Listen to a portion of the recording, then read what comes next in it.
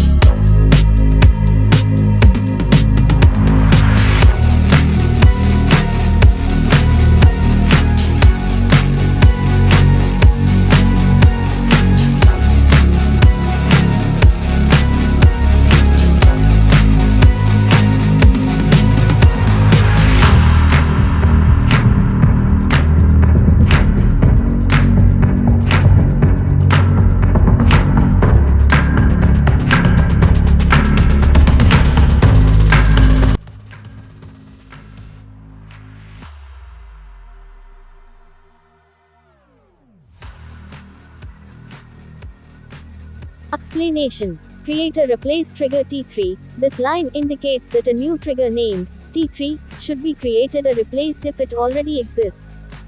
Before insert or update on investment for each row, this line specifies that the trigger should execute before any row is inserted or updated in the investment table. New refers to the values being inserted or updated in the current row. Current_date equals SYSDATE. This line declares a variable named current_date and initializes it with the current system date and time using the SYSDATE function. If new edate greater than current_date, then this line checks if the value of edate in the current row is greater than the current_date value. If it is, then the T3 exception is raised. Raise T3. This line raises the T3 exception if the if condition is true. Exception when T3, then this line specifies that if the T3 exception is raised, the following code block should be executed. DBMS_output.put_line date should be less than today's date. This line prints a message to the console indicating that the value of edate is not valid. In summary, this trigger is used to validate the edate column in the investment table to ensure that the date is not in the future. If the date is in the future, an exception is raised and a message is printed to the console. This helps ensure that only valid data is inserted or updated in the table.